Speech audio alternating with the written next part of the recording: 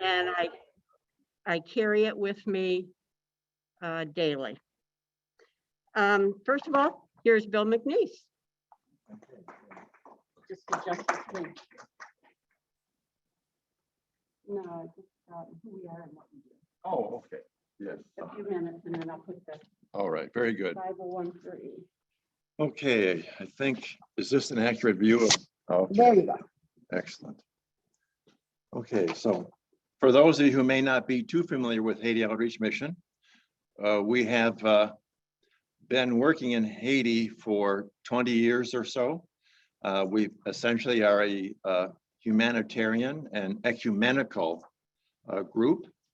We support a medical dental clinic. We have built an orphanage, which is now a high school. We've helped to build, one of the first things we did was put an addition onto St. Pierre High School, put a second floor on St. Pierre High School. We also support the people via supplying funds for rice and beans, food in other words. We've also helped even pay rent for some people who are just because of the chaos in Haiti, come into the town where we work primarily, which is Mirabelais, and they simply don't even have money to pay for rent. We work primarily with 2 priests, and this is really the key to our success. The church is the only institution that's reliable, and at least as far as we know, with the priests that we work with, not corrupted. And we're very proud of the fact that most all of the money that we get through donations goes to the 2 priests we work with in Mirabelais, and we wire the money directly to accounts that are their accounts, and they're in town. They go when it's safe and get those funds for which, for example, our staff of 15 at the dental medical clinic is paid. And so how much do we pay every month? $3,800 every month to pay the salaries, and then there's additional funds every once in a while we need to collect for other needs that may arise.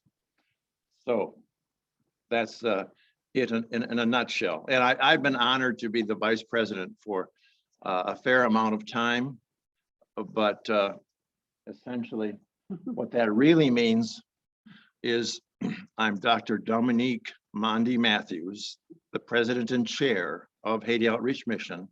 I'm her clerk.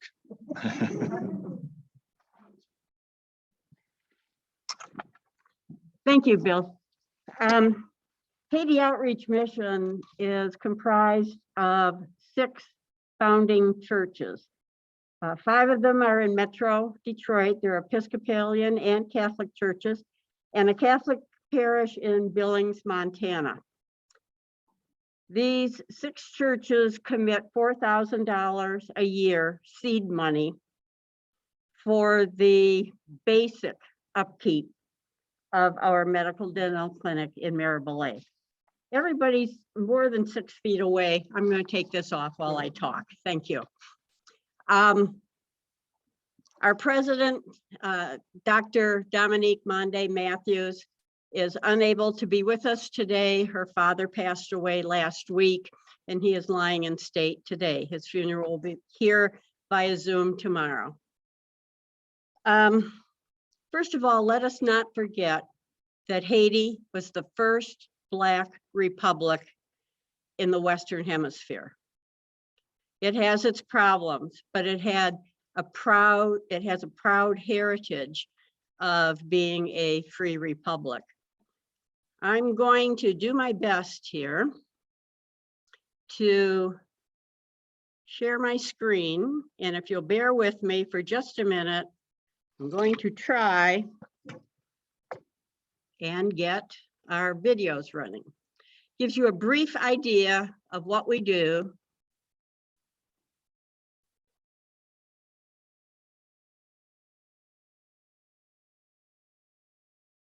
Well, come on.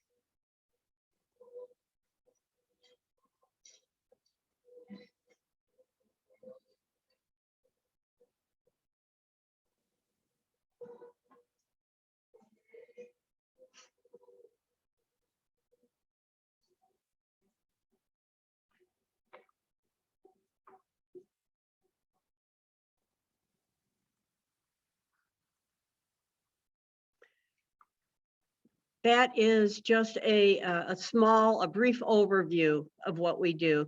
I'd like to have you hear from Dominique. As I said, she can't be here with us today. And we have 3 short interviews that I'd like to share with you.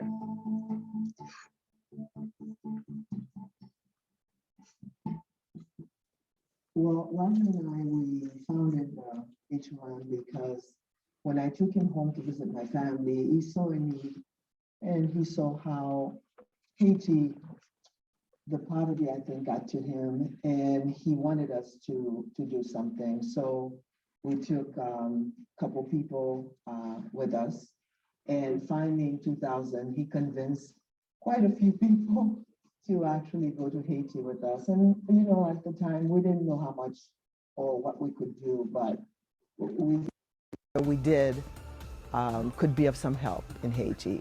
The poverty is grand.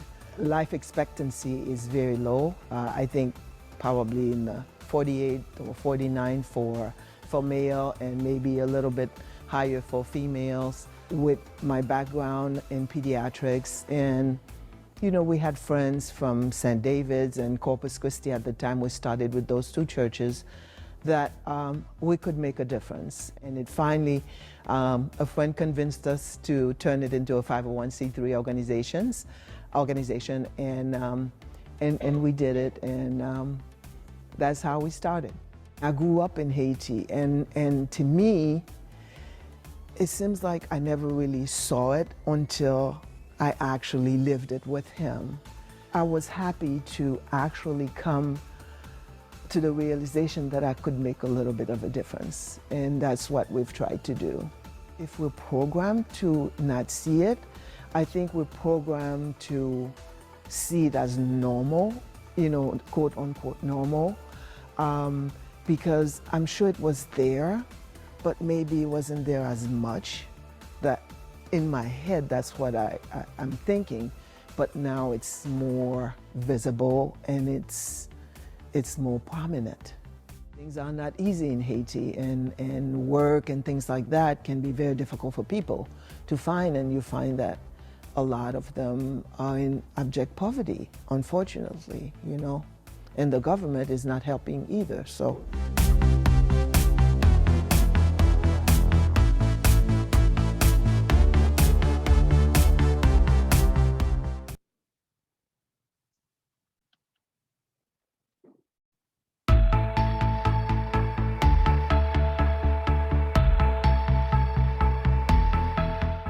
The first trip, we told the priest that we wanted to see patients.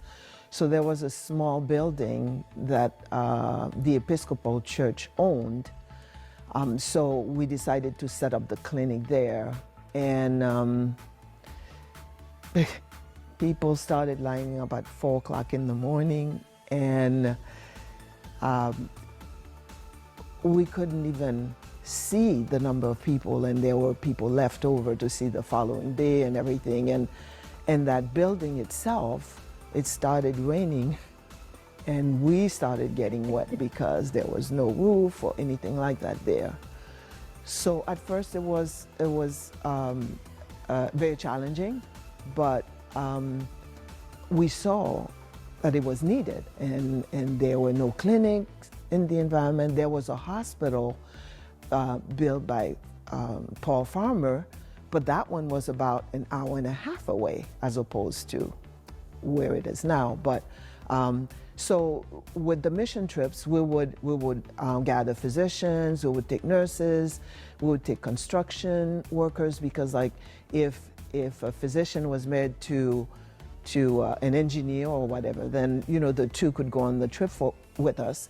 And while we were seeing patients, then the other group would be doing the construction for the churches and things like that. We sent about $3,400 a month for the clinic to pay for the physicians there and the ancillary workers. We ask for volunteers, and everybody pays their own way. It takes between $1,200 and $1,600 per person for the flight and for meals and for transportation when we get there. HOM doesn't spend money to send people to Haiti. Everybody pays their own way to go to Haiti. Depending on how many physicians we take with us, I think with the last trip in 2018, we saw about 830 patients or 827, I don't remember. The dentists, I think that year saw about 1,100 or the dentists who were there. 111. Mostly extractions and fluoride treatments. We do fluoride treatments at the different schools and for the kids who come to the clinic as well. So, the schools have quite a few students, like 1,000 on average per school, and we did about 3 or 4 schools.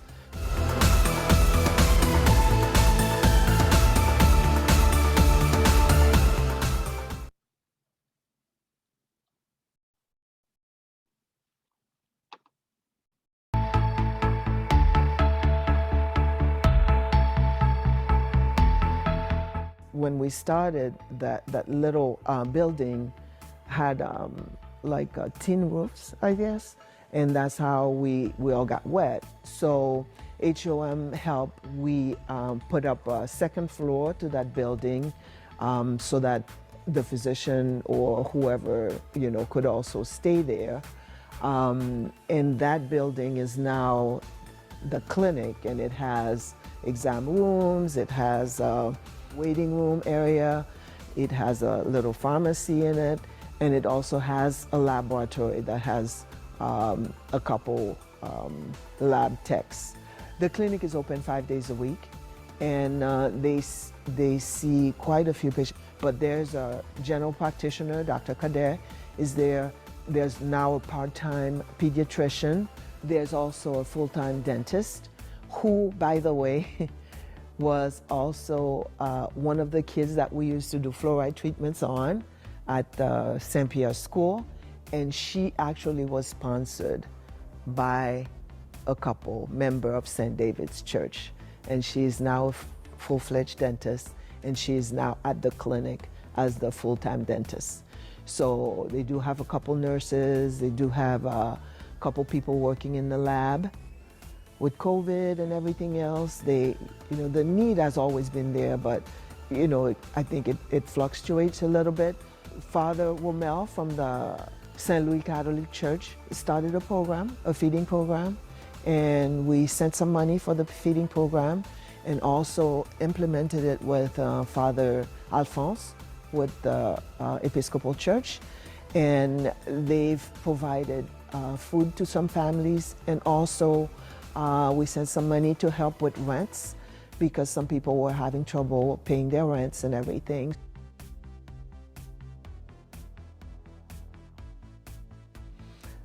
the physician from Montana was examining a baby and heard a heart murmur and brought it to my attention. And together we decided she needed a little bit more help. So we eventually, everybody worked, and somebody from St. David's donated some miles, and we used that to bring her here. In Children's Hospital, I spoke to them, that's where I trained, and they offered their services and did the heart surgery, and they repaired her heart, and she is a bright young lady now. She probably wouldn't have made it to be a healthy young lady that she is today, I think.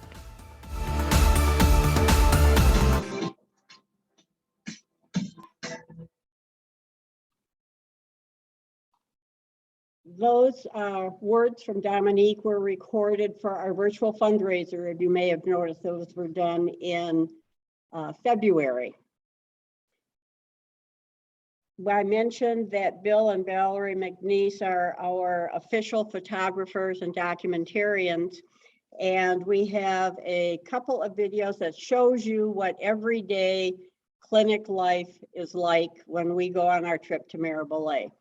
Now, a lot of you have been there. If you're like me, I got on the website this week looking for these stories and became mesmerized. I sat there and laughed and cried and remembered the good times and the bad. So I'd like to share a little of that with you. Let's see here now.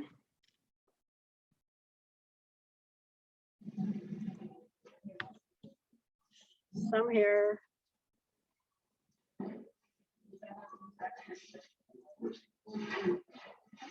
Showing here, I don't think it's on Zoom, so I am going to stop this, I think.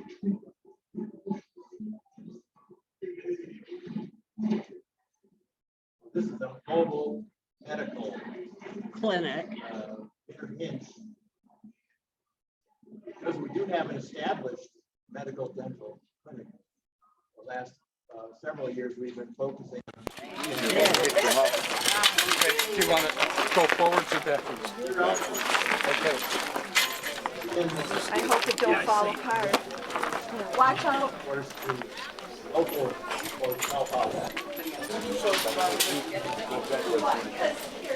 Notice the wheelchair, a plastic lawn chair superimposed on the structure.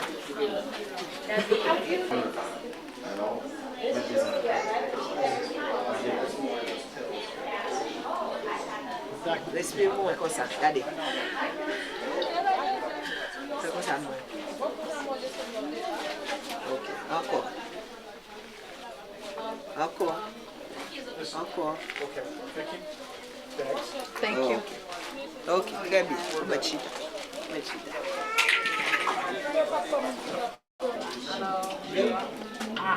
To rub on her knee, that cream.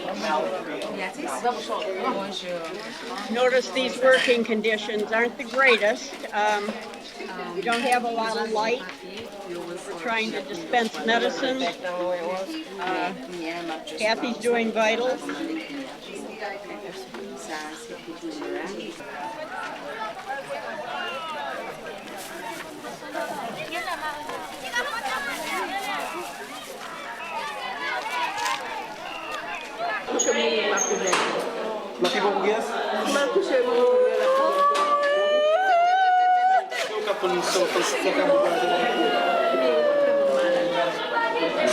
Antibiotic cream.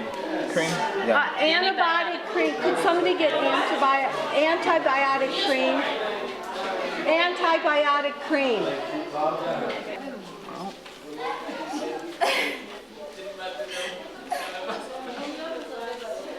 Should we give her some ibuprofen and stuff? And this is for pain she takes. Ok, ça est pour le pas prendre 2 fois par jour, matin et après-midi. After meal, Yeah, she should eat with naproxen. She's also got some cataracts. So there's some stuff we can do and some stuff we can't do. The cataracts, not much to do about those. But he had, from the blood pressure, he's got some problems in his retina. Makes it so he can't see very well. But we might be able to get him seeing better up close with some glasses. Donc, habituellement, Quel âge? 53 ans. Yeah. Okay, he's 53 years old. Ou bien ou capable manger? I asked her if she could eat. She said he used to provide, but he cannot work anymore. Ou qu'on comme américain? Oui. Non, ben comme américain. Est-ce que je vais me boucher?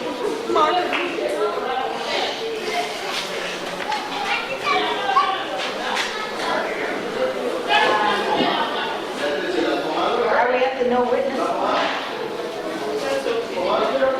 I have a 5. Ou gen dan? Mettre one.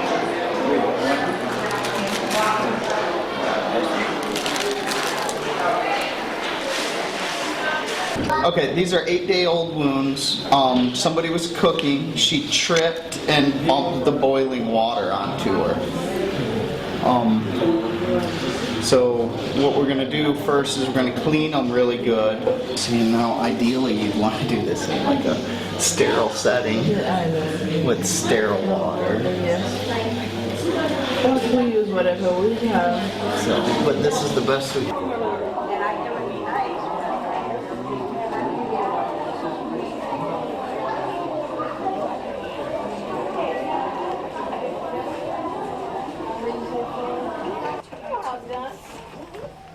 This is on somebody's front porch that's in the churchyard. They donated the front porch to do the dental.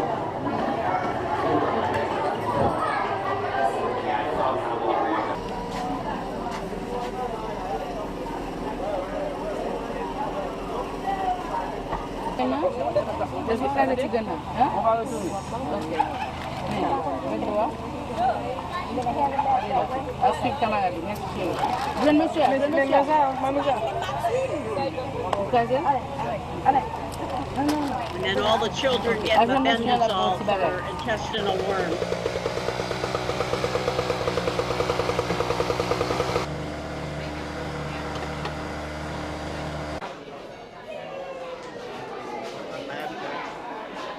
You'll hear more about this microscope a little further on.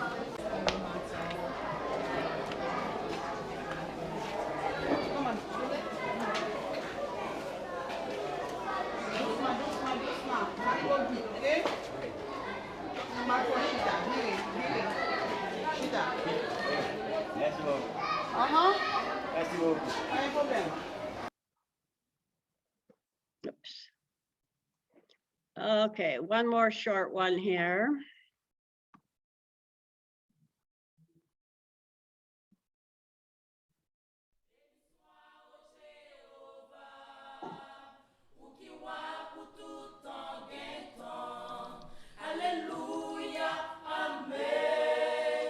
This is a shipment of drugs that we sent earlier this year. Earlier this year. And this is our clinic now.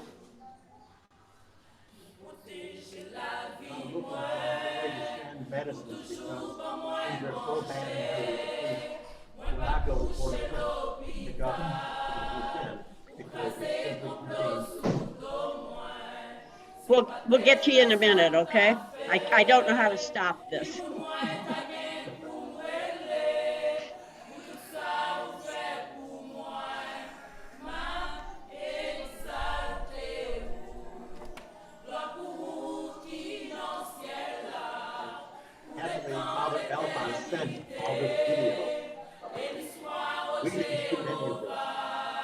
This last part. Yeah.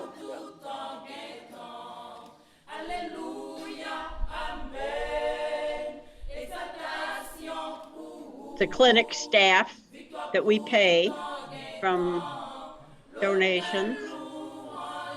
Our dental clinic. This is the pharmacy now. Medical records. the laboratory.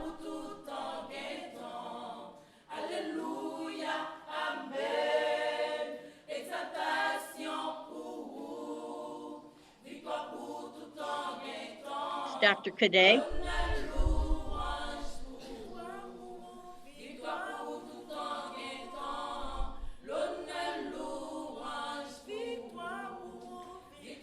This is our water purification installation that saved many lives during the cholera epidemic because you could buy clean water for much, much less than it was being offered anywhere else.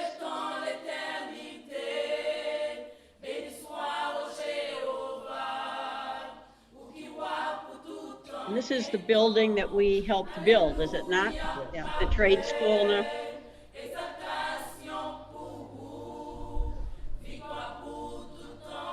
Pretty remarkable. For those of you who have been there, even land helped install some anti-fall breaking. I think there's some stuff in the ceiling that's remarkable to look at now.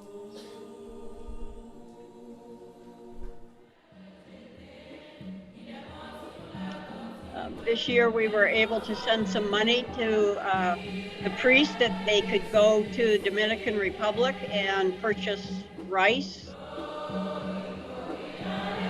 And they instituted some food feeding programs.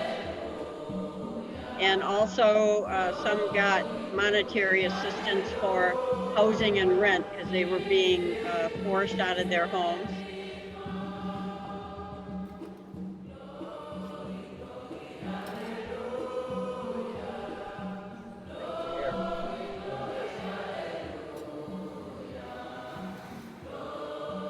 Just saw Vanush, one of the women who feed us at the rectory when we're there.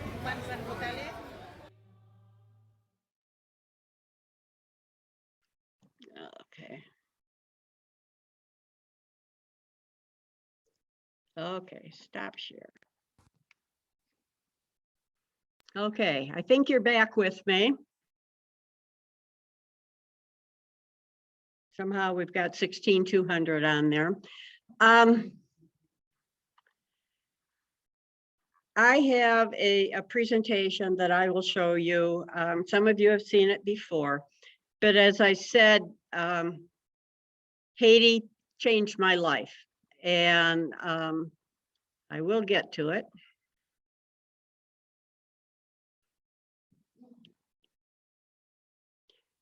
Haiti is a country that change is very hard to see.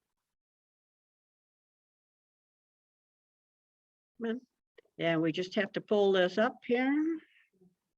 Aha. And now I have to get back to Zoom. You're very tech savvy today. Thank you and congratulations. Thanks. I just have to figure out how to get back to Zoom to share this. Hang on with me, everybody here. Move the cursor to the bottom of the screen. Got it, I think.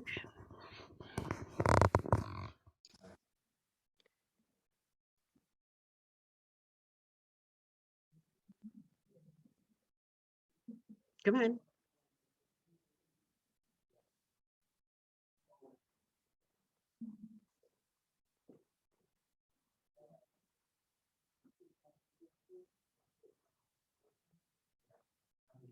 Okay.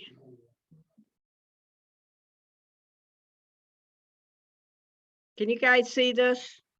Johnny, can you see it? Yeah, I see it. It's not moving yet, but I see it. It's on Zoom. Okay. It will. Okay. On a Sunday in 1999, very similar to this. I was sitting in this room having coffee with Roger Matthews. That's Dr. Dominique Monday's husband, who passed away very unexpectedly in 2010. He was a member here at St. David's. She was a member at Corpus Christi. He was telling me about the recent trip with his wife, Dominique, to our home country of Haiti. He described the poverty there and the need for health care, the poorest nation in the Western Hemisphere. And I casually mentioned that I was a nurse and that sometime in my life, I really wanted to do something on the world stage. Well, 6 months later, much to the dismay and concern of my friends and family, I found myself a part of a group from St. David's. 13 of us from this church joined with 11 others from several other churches on a plane bound for Haiti. Thus began my love for and my commitment to the people of Haiti. It's been 21 years since that first trip. And knowing that 2018 would be the last year I would physically be going on the trip, I've spent some time reflecting on the changes I've seen. And change in Haiti can be painfully slow and often difficult to see, but there have been changes that even I, as a visitor for 1 week a year, have been able to see. Roger Matthews made sure that we knew how arduous this trip would be. It would be hot. All of our personal belongings were packed in our carry-ons, and all of our checked luggage was reserved for medication and supplies. We packed these things in large blue Rubbermaid bins at the time. What, 40 gallons? Is that how big they were? We never knew for sure that all of our supplies would arrive safely and make it through customs. The airport, when we arrived in Port-au-Prince, was basic.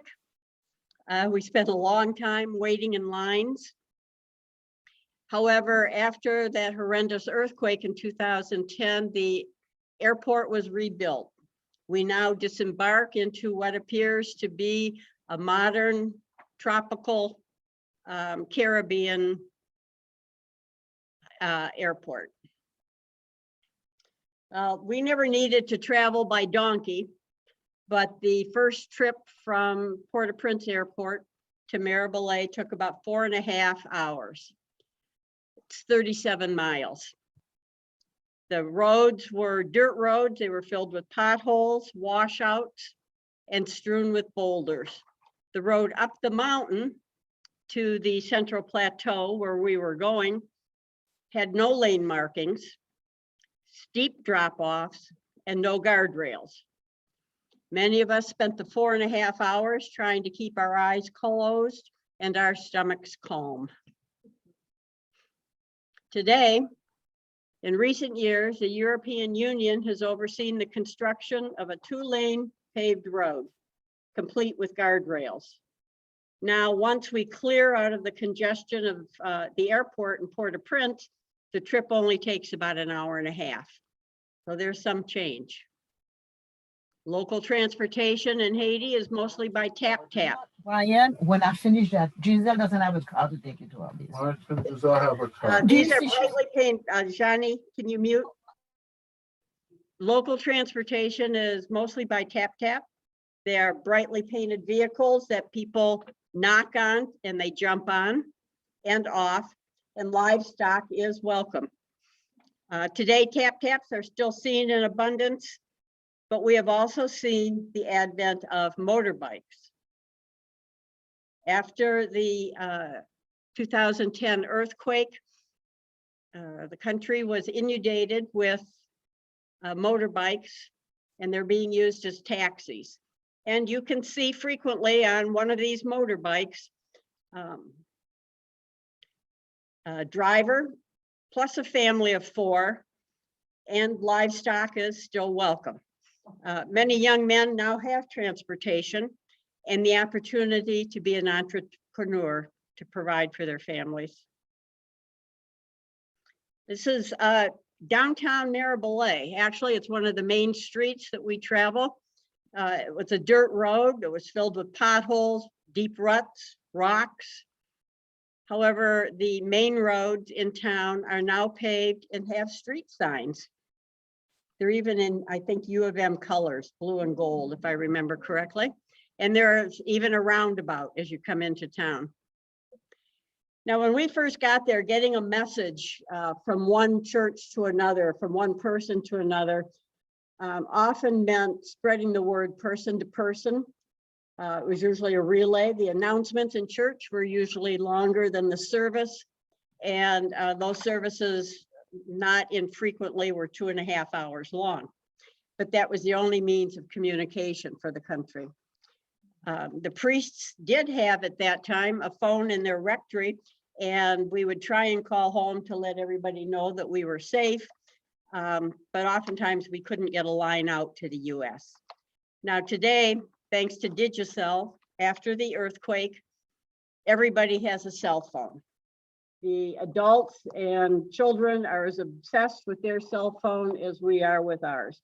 Everybody goes around with a cell phone. They use prepaid phone cards and add minutes as they can.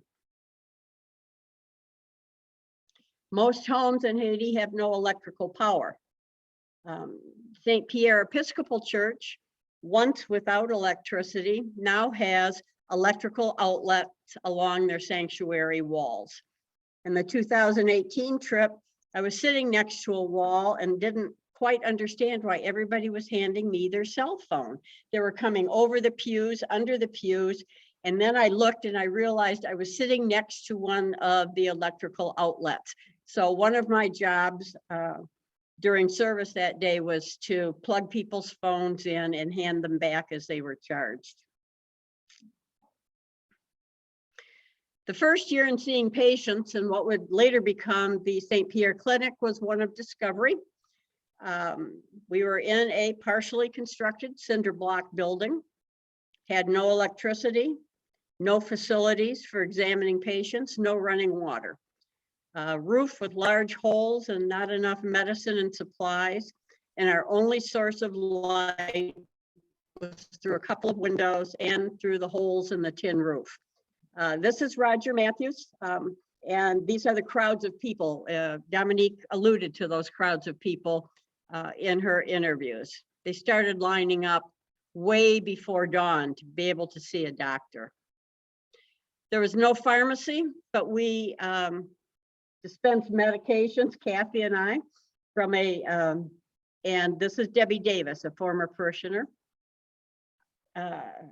We dispensed medications perched from a ledge, this narrow ledge around the room of this cinder block building. And we were digging in our plastic bins to see what we could find as far as medicines. Now, we quickly ran out of, come on, cursor, here you are. There we go. We had no idea of the number of patients we would see and what we would need. And we quickly ran out of the sandwich bags we brought to dispense pills.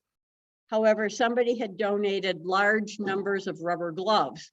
So that first year, Kathy and I cut off fingers of rubber gloves, put pills inside the fingers, tied the end, and wrote the directions on the outside of the glove.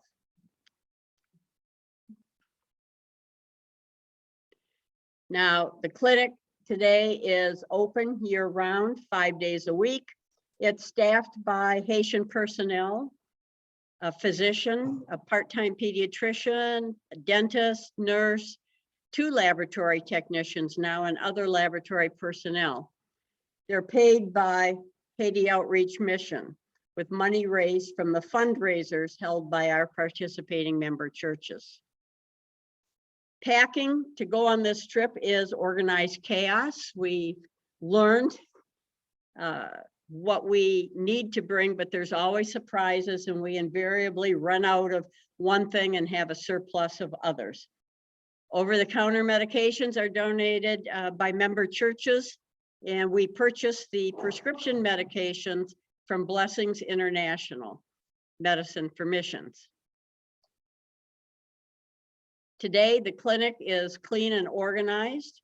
There is a pharmacy that is stocked with the medicines we bring. There's seating in the waiting and exam rooms, and there's even a laboratory with its own room. Because we are open 5 days a week with a doctor in attendance, the number of patients waiting to see us has been greatly reduced. That allows us to go on our mobile outreach clinics. Now that means all the things that we unpacked to get into the pharmacy from these suitcases that we now bring has to be repacked in a way that we can dispense them in a room such as you'll see here.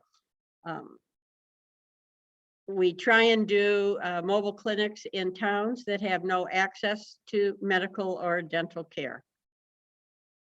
Our fluoride and dental teams also go mobile.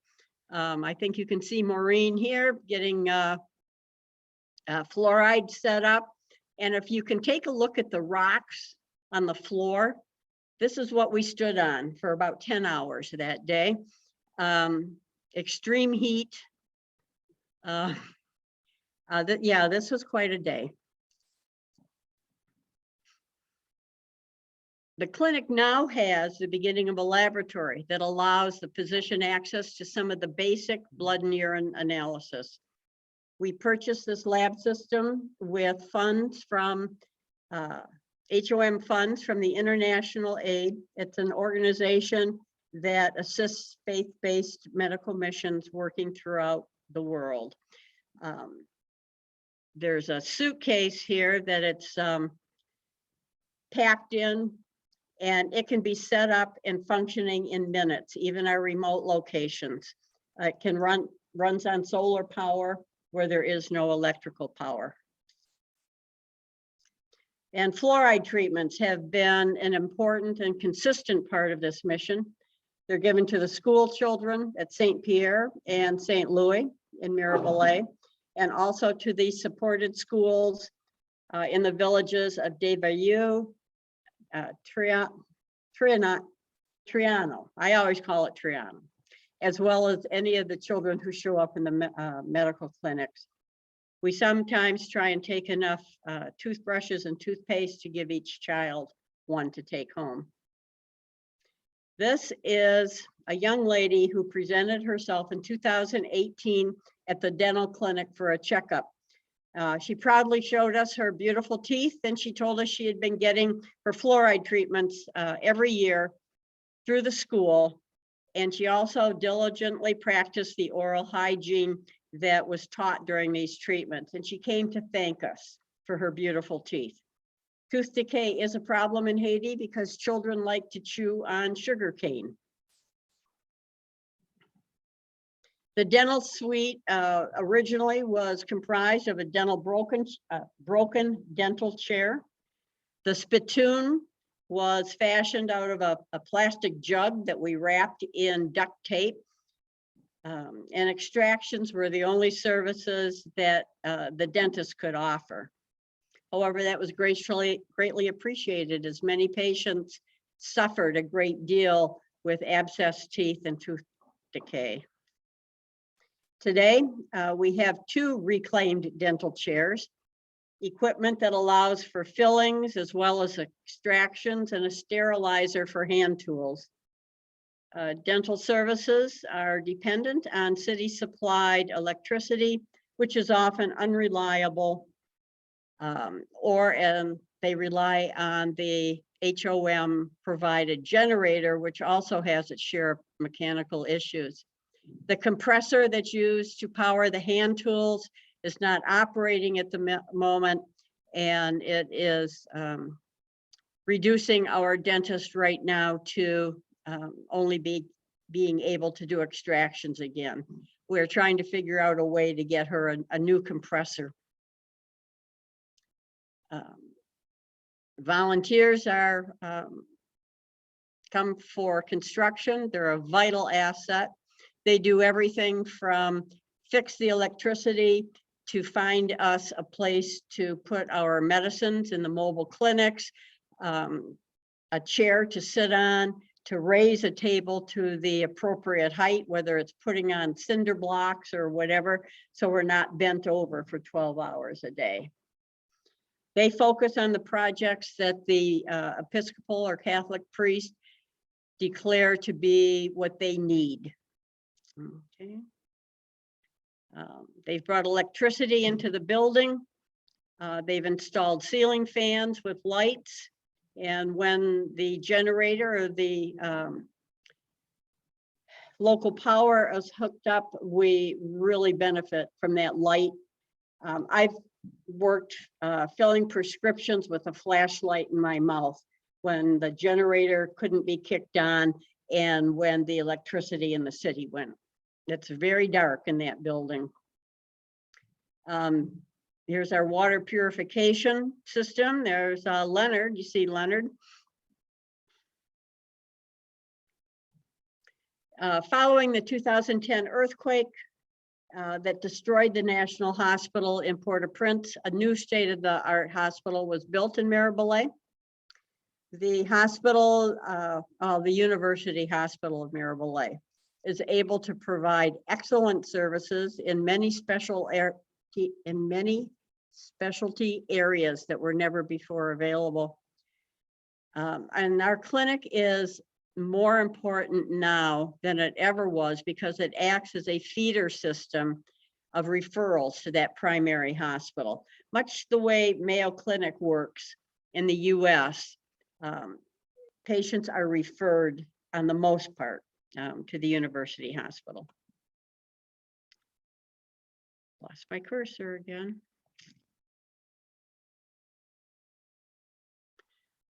Some of the missionaries have been with us from the first trip. Some only go once, some only a couple of times. Kathy has the honor of being the only one who has gone, besides Dominique, on every trip we've had. We've aged, we've grown, gotten grayer, we've gotten bigger.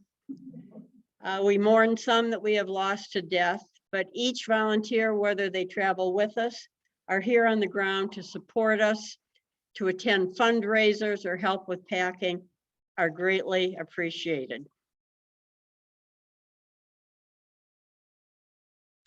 But what has changed most is me. I've become more grateful. I've become more humble, more aware of the blessings I have merely because of the color of my skin and where I was born. I've become more aware of the suffering of others, aware of how few things it takes to be happy. And I have been moved by the dignity and faithfulness of the Haitian people. And finally, I have become more patient with road construction because I visited Haiti when there was none. Okay. Just briefly, Bill mentioned many of these things. Even though we couldn't go to Haiti this year, we have accomplished a lot. We've provided humanitarian aid for each of the parishes. We've purchased medication from Blessings International, and we've had it shipped to Port-au-Prince where the priests were able to pick it up. Clinic repair, transformer, a new building for the generator. We've also provided each of our employees a 10% raise. It's the first raise that they have received in the 20 years that we have been going to Haiti.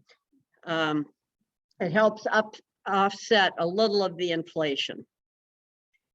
We've made a memorial donation to St. Vincent Hospital in Port-au-Prince in memory of one of their workers who was killed. And we did that in the name of Edith Morisseau, who was very instrumental in getting that hospital built.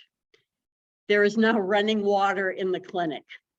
I haven't seen it, but it means that you can actually wash your hands between patients and not rely on hand sanitizer.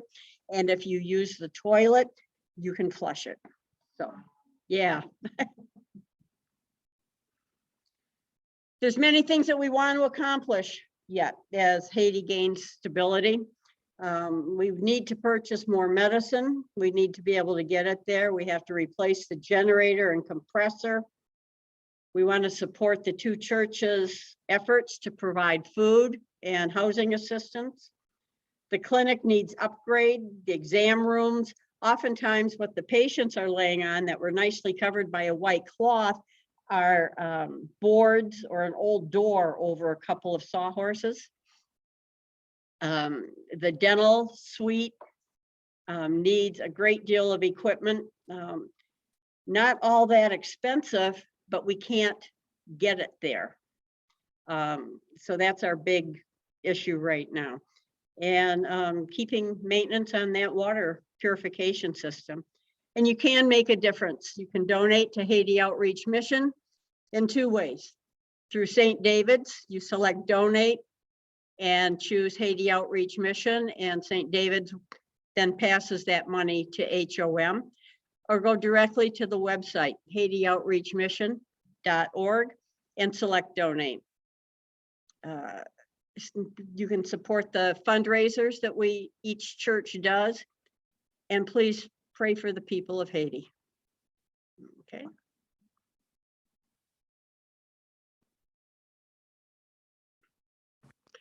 Okay, Bill is going to talk for a few minutes about what's going on in Haiti right now, the best we can tell. Okay. Thanks, Jan. And I'm going to talk about this in terms of concepts. I'm not going to go into a lot of detail. Oh, I'm sorry. Thank you. So, yes, 2 basic concepts that help me understand what's going on in Haiti to the degree possible to understand. I certainly don't say I understand what's going on in Haiti.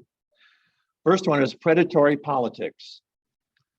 Basically, that's been the politics in Haiti, predatory politics. Whoever's in power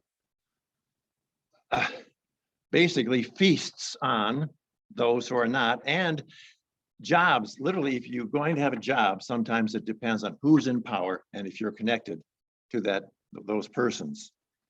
The other, imagine organized crime at the national level. That's helped me understand what's going on in Haiti. Basically, then there's this, in some organized crime, popular cultural things, the word taste is used, okay? Like someone gets money, they distribute the taste to their underlings, or someone demands a taste from the contract or whatever. That's one way to understand, I think, what happens in Haiti and what the government is based on. For example, what just happened is the new president who replaced the president who was assassinated just selected his cabinet.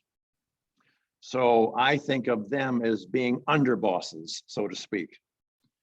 And maybe you have talked to Haitian American friends whose parents may have been involved with governments in Haiti in the 50s or 60s. And one of them was really proud of the fact that her father did not get a taste from the road building that he was in charge of doing. So clearly everybody, I'm not saying everybody in Haiti in government is corrupt, but it seems to be the way things work, and it's worse now because clearly in the past, politicians have been aligned with gangs. Gangs are nothing new, but the balance of power, especially with the vacuum that's occurred in Haiti, there's no legislative branch anymore. They haven't had elections.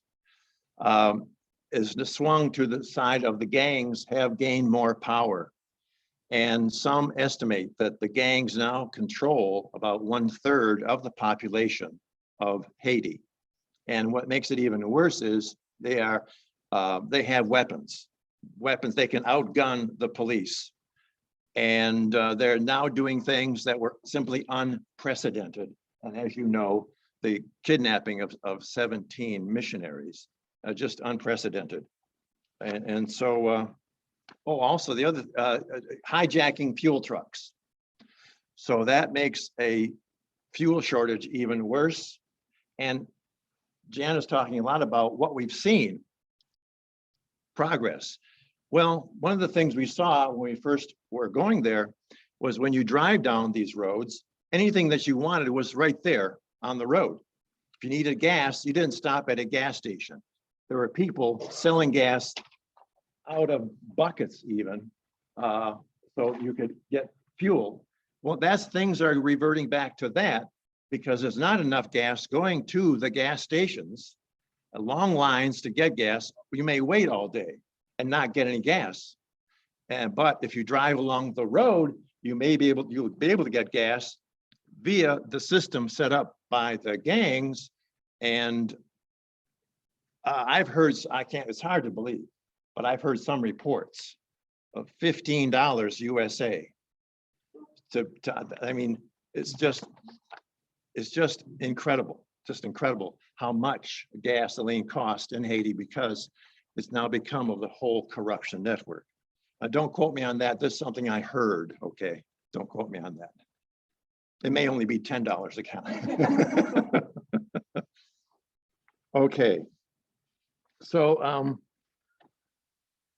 that's enough of that right now. I just wanted to also mention that the presentations that you've seen here, there's a lot more, as Jen already alluded to, and Steve Ernst maintains and is our webmaster, and he's made everything quite easy to get to.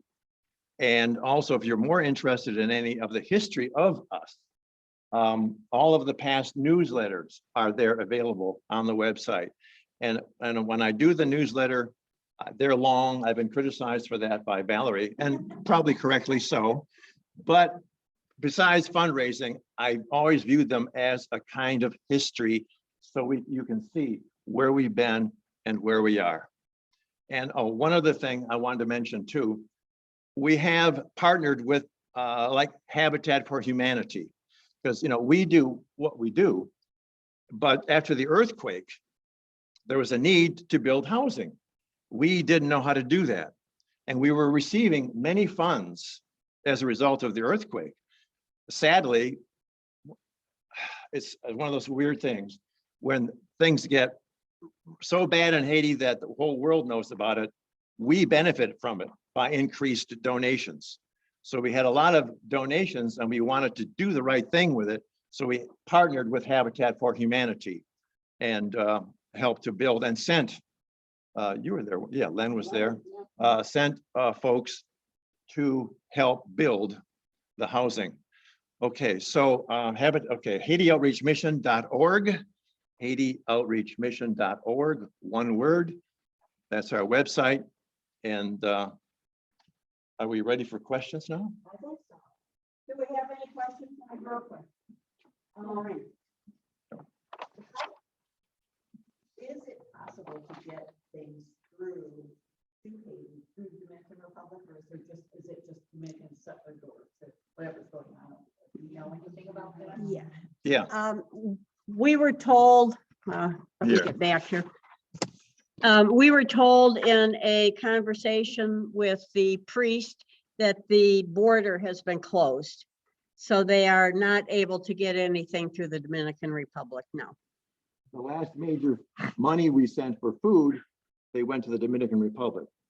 But we are have ongoing dialogues with the priests, and we're able now even to Zoom with them in Haiti, which is a wonderful thing to be able to do since we can't go there, haven't been able to go there for the last 3 years. And so things are always changing. Things are always changing. It's just a challenge just to try to keep up with what's possible to do and what's not possible.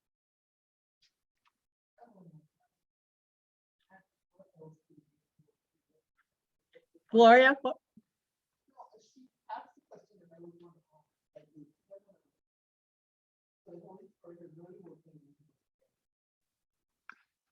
Yes, as an example, Jan mentioned the compressor is broken and that limits the dentist what she can do. Well, talking to the priest, he doesn't not want to go to Port-au-Prince to pick up a new compressor, but he says he has a friend that is willing to do it for him. So we'll see. We'll pursue that possibility and see if it's possible. The kidnappings are so rampant that the priests are afraid to leave Mirabelais. Matter of fact, it's gotten so bad at times that they have not been able to hold their early morning services. Now, the Catholic Church had a 6 a.m. service that they canceled because it was still dark out and parishioners would not leave their homes in the dark to go to the 6 a.m. service. With daylight savings time, he was going to try and reinstitute that 6 a.m. service. So Mirabelais is a little bit safer. In Port-au-Prince, we've heard stories of people who are afraid to leave their homes to go to get food, because when you leave your home, you don't know if you're going to get back. It's a major problem. Dominique has relatives who are older, relatives there who are younger, and the younger want to help out their older relatives. And it becomes, can you imagine a challenge? Your medications.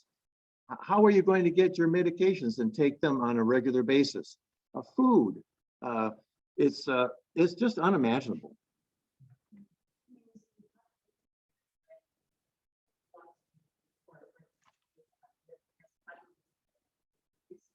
The question. Okay, she got her. Yes, and also from the more rural areas too, with the compression of the economy. More and more people then have less work to do. The unemployment is much greater. And so that's one reason why we've had rental support programs, because people are, yes, coming in to Mirabelais and they need help.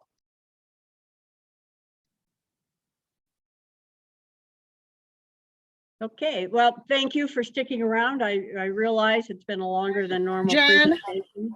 Yes, Jan, Johnny. this is Jan. Yes. I've sent something on the chat, but Oh. as a Haitian person, I wanted to thank you for everything you do. Right now, Haiti is such a bad place. Sometimes we get discouraged, but I really love what you all do for Haiti, and I really appreciate it from the bottom of my heart. Thank you, Johnny. It's our honor and privilege to be able to serve our brothers and sisters. Thank you, everybody. I am going to close the meeting. Steve will close the meeting.